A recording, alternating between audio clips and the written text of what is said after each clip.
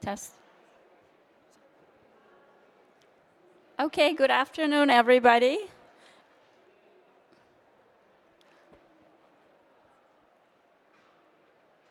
My name is Sabina Wexler. I'm here representing BNP Paribas, and I'm absolutely delighted to be here to recognize the winners. The winners of the UN Global Climate Action Awards under the Financing for Climate-Friendly Investment Focus area. So again, good afternoon. And today we're here at our first event for the UN Global Climate Action Awards at COP25. This awards program recognizes some of the best and the brightest examples of climate action from across the world. At this Financing for Climate-Friendly Investment special event, we're lucky to be joined by 3 winners from 2 different projects that received this year's UN Global Climate Action Awards. The first project we will hear from today is Beyond the Grid Fund for Zambia, which provides affordable, off-the-grid clean energy solutions that are quick to deploy. And the second project is Quebec's International Climate Corporation Program, which issues climate finance and support to developing countries and is uniquely funded by the province's own carbon market. Unfortunately, the third award-winning project, the Women's Livelihood Bond Series, wasn't able to join us here, so we will celebrate them as they watch remotely via the webcast. These award-winning projects are being recognized for their efforts under our Financing for Climate-Friendly Investment Focus area. This focus area recognizes how innovation is playing a key role in unlocking financial resources, which in turn promotes low-carbon growth and highly resilient communities. Today's event will start with a video, followed by a short presentation from each of these 2 award-winning projects. Then we will transition to a conversation where we'll be taking questions from the audience and remotely via social media. So now, let's screen a video of this year's winning activities under the Financing for Climate-Friendly Investment Focus area, narrated by Rachel Kite. Video, please.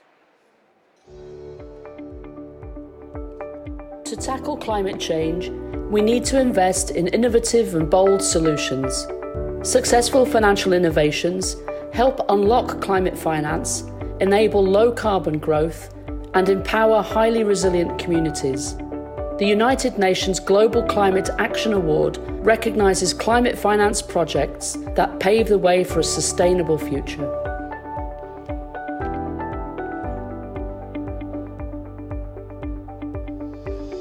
One organisation is working with the Zambian government to incentivise investment in off-grid clean energy solutions. By offering clean and quick-to-deploy alternatives to grid energy, the Beyond the Grid Fund for Zambia aims to deliver 300,000 electricity connections over the next 2 years. Zambia is much more challenging than the East African countries, primarily because the rural population is very sparsely distributed. The national grid has only been able to reach 2 to 3% of the rural population, which basically means that it is a huge market for the off-grid players. The Beyond the Grid Fund was created to enable private sector companies to provide energy services to the rural populace by way of de-risking the businesses. Companies apply for funding that lowers the end price to the consumer. And so there is no pricing differential between either the peri-urban or the deep rural. The Impact Investment Exchange has committed to raise $150 million to fund a bond series that will empower over 2 million women in South and Southeast Asia. The Women's Livelihood Bond Series helps women access affordable credit, micro-savings and insurance, as well as clean and affordable energy. We set out to put women front and center of capital markets, really connecting the back street to the Wall Street, but also really looking at women as solution for climate action. This is the first product in the history of financial markets which is focused on women, which is listed on stock exchange. And it also is the first product where you really have the underserved communities being addressed. But then also what we did was we very effectively gave value to the voice, of the climate and the women in the bond. And those are all very much quantified and also shared in the market, so that the buyers of the bond actually see, okay, I'm buying this and this is the impact that's creating. In 2016, the Quebec government launched their International Climate Cooperation Programme, which has financed climate resilience projects in developing countries across the world. This programme is uniquely funded by the province's own carbon market. Le programme nous permet de répondre à l'appel à la coopération de l'accord de Paris et de soutenir des projets qui transfèrent des technologies propres et un savoir-faire à nos partenaires francophones de l'Afrique et des Caraïbes. En plus de favoriser un développement durable, ce programme améliore leur résilience au climat et renforce leurs capacités. Il s'agit également d'une belle vitrine pour l'expertise québécoise. Dotée d'un budget de 23 millions de dollars américains, cette initiative a financé jusqu'à présent 23 projets dans 11 pays différents qui ont bénéficié directement plus de 150 000 personnes. Together, these solutions are making a real difference.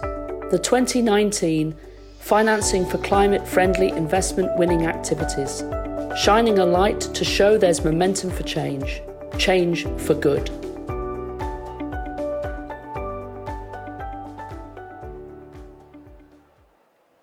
Very inspiring indeed. And at this point, I would like to call up on stage Mr. Claes Waldenstrom, Senior Advisor, Partnership and Innovation at the Swedish International Development Corporation Agency, and Dr. Michael Chebo, Governing Board Chair at Renewable Energy and Energy Efficiency Partnership, to talk a little bit more about the Grid Fund for Zambia. Please.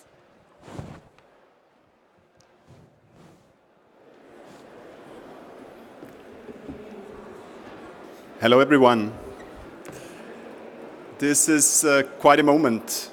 I don't think I've been as proud of anything in my life as being part of creating the Beyond the Grid Fund. Well, maybe with two exceptions, age 6 and 11 back home in Stockholm. It started out as a conversation within the Swedish Embassy in Lusaka a few years ago. How could we, after 50 years of partnership with the great Republic of Zambia, really make a dent in energy poverty in the countryside, which remained about 95% over decades? How could we really go for scale and impact in improving people's lives? And we set this rather lofty goal, reaching 1 million people with renewable energy services delivered by the private sector within 4 years' time. And we will reach that goal. I share this honor with many people within SIDA, within our partner REAP, within our Zambian partners, and of course many, many others. Not least the companies themselves who deliver energy services and better people's lives in the countryside and across Africa. I'm certainly no energy expert, and in a minute I'll leave to Dr. Marchebo to outline the finer points of Beyond the Grid Fundia. Beyond the Grid Zambia, that should be. In fact, I think my main contribution to this fund was probably never the finer details, but rather being really, really stubborn in the face of people telling us this could not be done, at least not in the scale and speed we had in mind. And this is the only point I wish to make. We need bigger, we need faster, we need hundreds or even thousands of ready-to-go, scalable initiatives that can be adapted to local needs and owned locally. And we need the broad societal partnerships that can make this happen. This is one of the ways we can address the climate crisis and its evil twin, the global crisis of inequality. And we should be stubborn. Maybe that's a Swedish trait. Dr. Marchebo. Thank you. So thanks a lot to the Swedish government. There's a lot of governments who make a lot of marketing and PR, and we have here the chance, the honor to work with the Ministry of Foreign Affairs and SIDA from Sweden, they believe in projects, in concrete projects, and giving the lights to people who do not have it. So today, we have 90% of the rural of Zambia without modern energy, and we have 70% of the whole Zambia who has no access to modern energy. And this project is about giving them access. Today, we have about 800,000 people who get access already to energy through this project. Our objective is to get 1 million by 2021. So let me explain to you how we did it. So we prepared some slides. So here is 3 pillars for the Beyond the Grid for Zambia. First of all is the incentive and the procurement. We are not buying energy on behalf of people. People, customers, they buy their own energy. What we are putting in place is the mechanism that can help closing the gap, what we call the viability gap, where any commercial company would say this market is not maybe profitable for us. So there is a support here from the funding to close that gap and give to the people access. We would have to wait like 10 years and have a cost of connection of about $2,000 per connection if we did not have that mechanism in place. This is much, much cheaper. Second is a platform for exchange, learning practices, bringing other investors in the game. To start this project, you have seen it in the video, Shabira Khan, the project manager, she brought all the stakeholders on the ground together in Zambia. She is from Zambia. This is how things start going in the right direction. And at the beginning, when you bring people all together, everyone has a different interest and different direction. So we bring them in a convergent objective. And the third one is about analytics. There is no way you can scale to 800,000 people getting access to energy if you don't work on the digitalization and the data. So we gather the data not to have information about privacy of the people, but to learn. So we learn, we analyze, we use new techniques like artificial intelligence that we can go to the governments afterwards and say, if we would have to do it now, we can do it 50% faster. And each time much and much faster, that we can have millions of people having access to energy. So now we didn't say like big companies have to do it. Anyway, they would have not been interested with the profitability they are expecting. So we worked with startups, and most of them are Zambian. So Vitalite is a Zambian company that started in 2013, and they are the first one to go a pay-as-you-go. So people order the service to get connected, and then they start paying as you go by their phones through an agreement with the mobile operator in Zambia. So it's innovative in that we make the startups work. Phoenix is one of the companies, after doing the project, they got acquired by Engie, ex-Gaz de France. Engie valued actually this experience of this company in Africa, and that this is a big value for me if I go to emerging countries. And then we have also a standard microgrid company as one of the players. Then that is fantastic and unique in terms of visibility. It's accessible to everyone. So you go to edison.bgfz.org. You can do it now. You have the real-time data. You will see that the data is not exactly what we have on the screen because it's real-time. So we have exactly the number of connections. Today we are about 167,000 connections that represent close to 800,000 people. We do have also the information about their gender. We have about 26% of women who ordered to be connected to energy. We have also the job creations, about 1,600 job created, and then we have also the power created and the financing we have put in the game.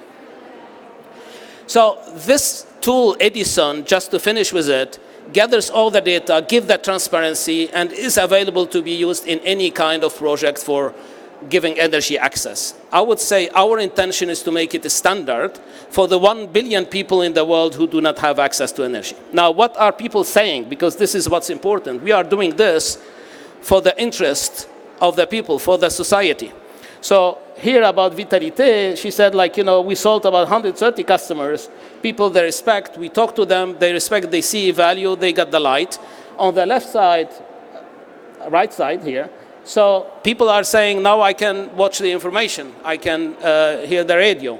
I can be informed, I can also find a job because we have power. Everybody knows that power is really a source of social improvement.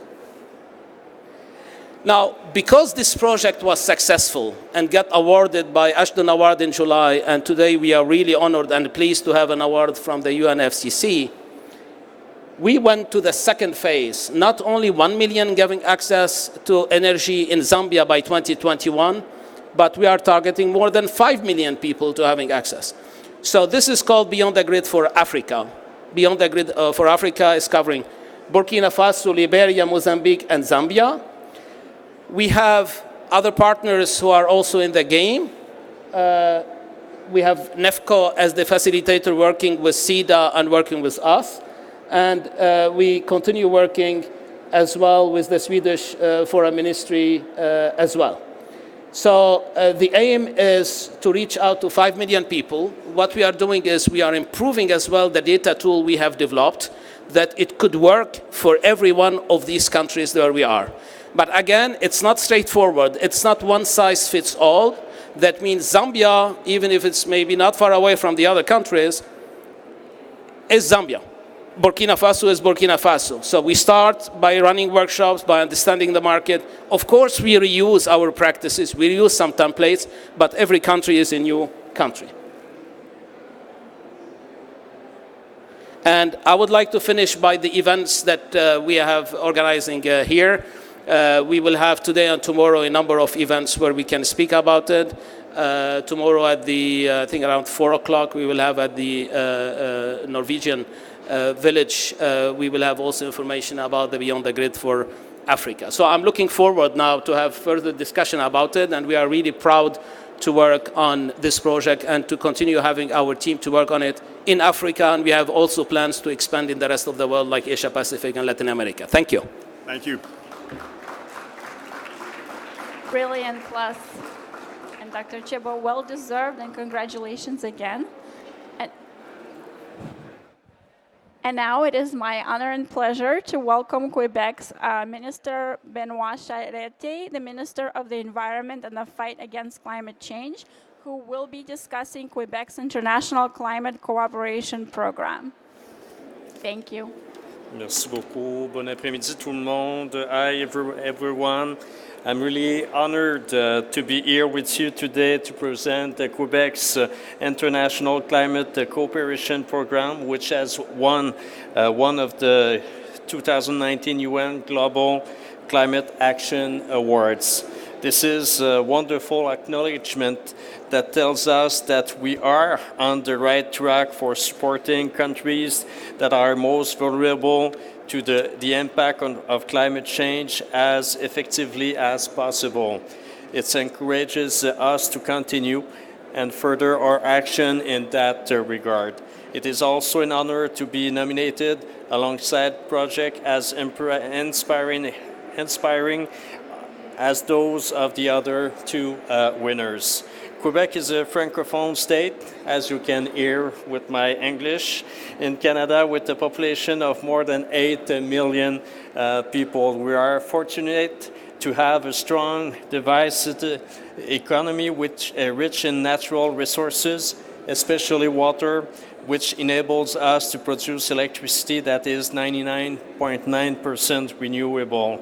We also have the lowest per capita rate of GHG emissions in Canada, but need to boost our action to meet our 2030 GHG reduction target of 37.5% below 1990 levels. To accomplish this, we established a carbon market in 2013, which we linked to California's market in 2014. This market is the cornerstone of our climate change strategy. Notably, 100% of the revenue it generates is used to finance measures to reduce greenhouse gas emission and adapt to the impact of climate change. This revenue generated therefore makes it possible to support businesses, municipalities, institutions, and citizens in Quebec as they transition to a more low-carbon world. Some of these revenue also enables us to contribute to the international effort to fight climate change. In 2016, the Quebec government began taking a number of steps toward greater international climate and solidarity. In response to the United Nations call for compliances with the Sustainable Development Goals and those contained in the Paris Agreement, Quebec has implemented a series of climate cooperation measures with the developing countries backed by a total budget of 48.8 million Canadian dollars. One of those measures is the International Climate Cooperation Program. The program is among the first subnational financing mechanism for fighting climate change in the most vulnerable developing countries. Our program supports projects by Quebec organizations, universities, and businesses that work in partnership with local organizations in Francophone countries in Africa and the French West Indies to help them reduce their emissions or adapt to the impact of climate change. One of the main strengths of the program is that it recognizes that local NGOs and educational institutions in developing countries are in the best position to understand the needs and priorities of local population. Strong partnerships that are already established between agencies and therefore program condition in order to ensure that projects truly meet the priorities and needs of the populations. Another of the program's strong points is that it is reproducible, scalable, and centers on both mitigation and adaptation efforts. The program has two components. The first component focuses on building the capacities of the target countries to meet the challenges posed by climate change. For example, Polytechnique Montréal, a university based in Quebec, is carrying out a project to enhance solar technology training in Burkina Faso. In concrete terms, the project supports the Ouagadougou-based institute training in applied solar technology and improve practical training for students. The students will then be better equipped to participate in the development of the solar sector, which will translate into a reduction in the use of hydrocarbons. The second component allows target countries to benefit from Quebec technologies that will help them reduce their greenhouse gas emission and adapt to the impact of climate change. For example, the Quebec company Biothermica Technologies is working in Haiti to provide the city of Gonaïves with the self-funding infrastructures for waste management. The project lays the foundation for a system of waste collection and burial as well as biogas energy recovery. Another example is Econolaire, whose project is aimed at increasing the energy efficiency of the industrial sector of Francophone countries in the economic community of West African states. The training and pilot projects developed in collaboration with the ECOWAS Center for Renewable Energy and Energy Efficiency enable the 8 target countries to contribute to the global effort to reduce greenhouse gases by improving the energy performance of their industries. So we're talking about a two win-win partnership, since it gives Quebec companies the opportunity to showcase their innovative products for the benefit of those who are in dire need of them. Concrete results. So to date, our program has supported 23 projects in 14 developing countries. The projects address a number of real needs, including energy efficiencies, women's entrepreneurship, climate science, sustainable fishing, climate-friendly agriculture, agroforestry, waste management, and water and soil quality management. The program's first 2 calls for projects results in some very promising projects, and we are quite pleased with that. I'm taking the opportunity provided to me today to launch Quebec's International Climate Cooperation Program's third call for projects. So the Quebec government has earmarked some 12.1 million Canadian dollars of its 2019-2020 budget for this purpose, bringing the program's total budget to 30.1 million Canadian dollars. For this third round of project, the Quebec government is continuing to encourage the creation of interdisciplinary consortia, partnerships among Quebec companies, nonprofit organizations, and research institutions spark innovation and lead to extremely high-quality projects since they benefit from the respective strength of the various players. So Quebec companies and organizations wishing to participate will have until February 28, 2020 to submit a project. I hope Quebec's International Climate Cooperation Program and its other climate cooperation measures will convince other governments, especially subnational governments, to give their support to developing countries that are most affected by climate change and show their solidarity with them.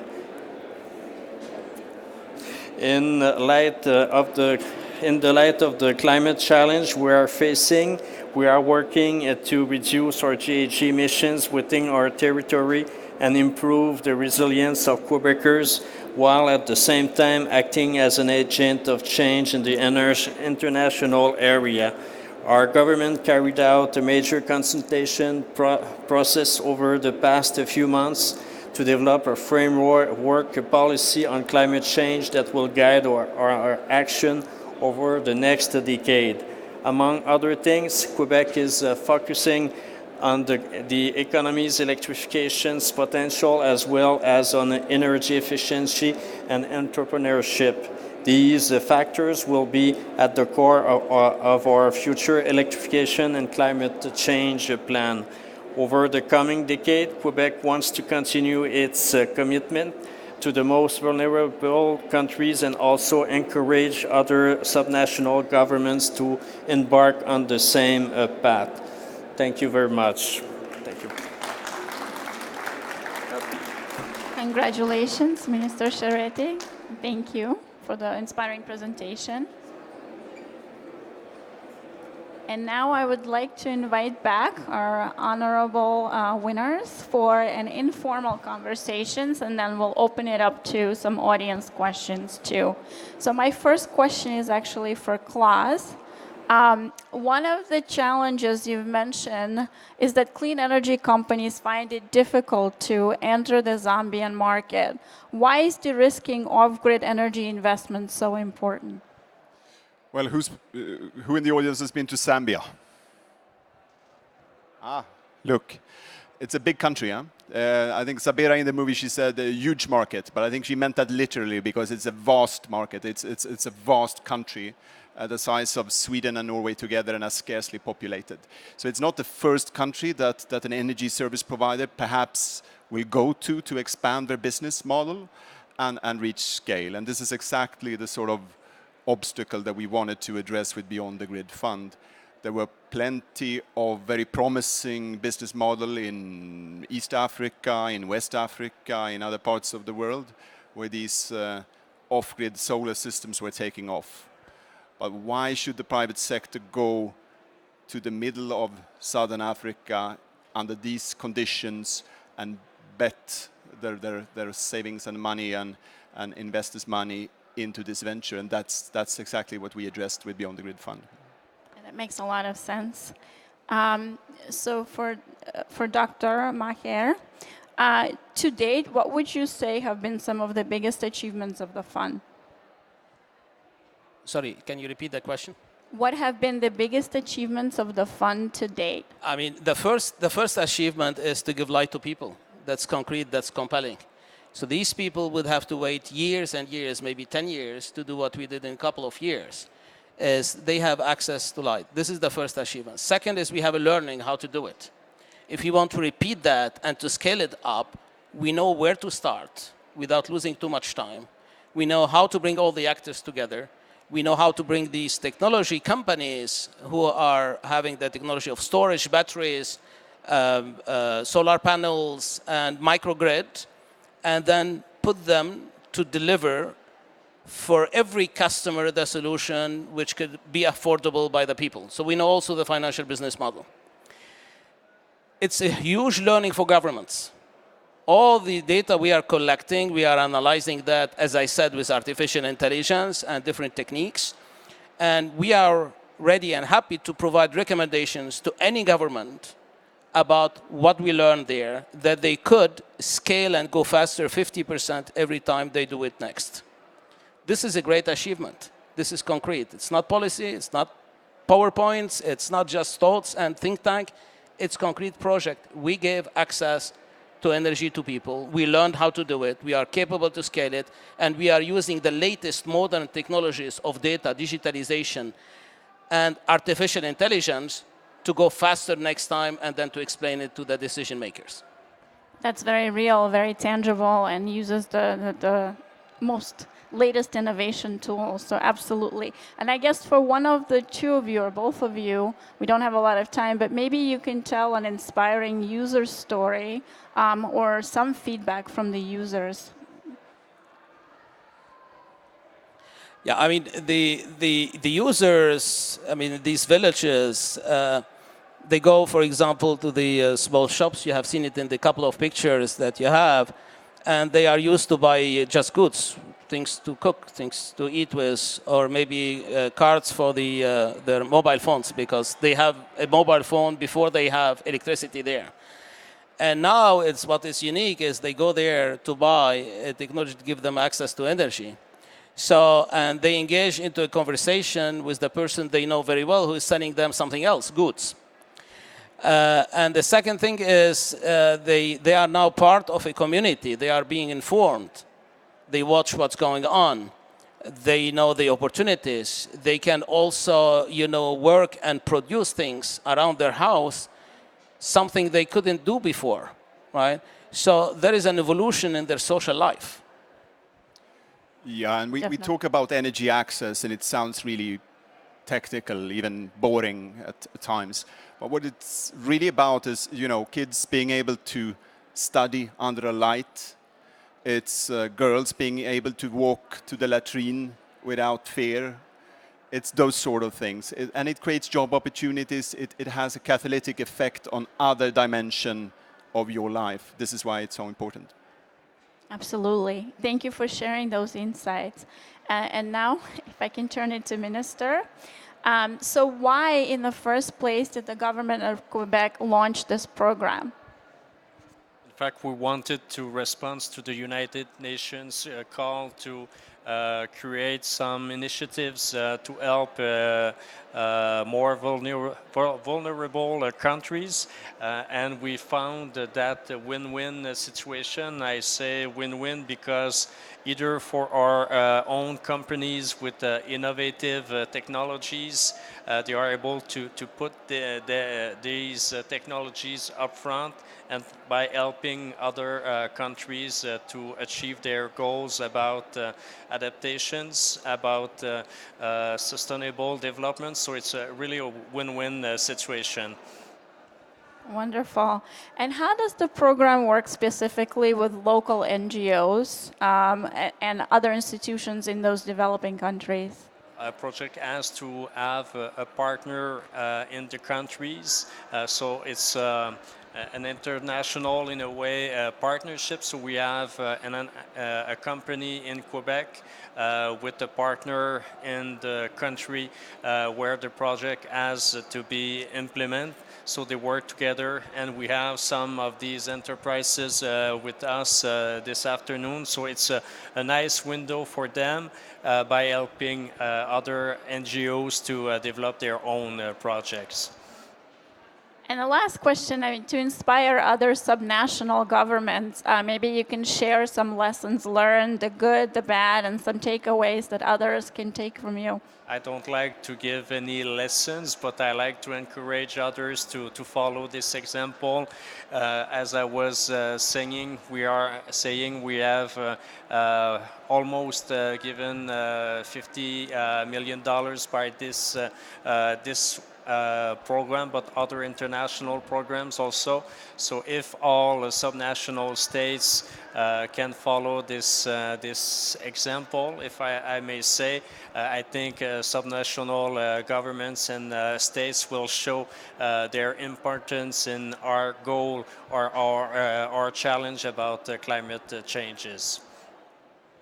Thank you. We have some time for audience questions. Do we have any questions from the audience?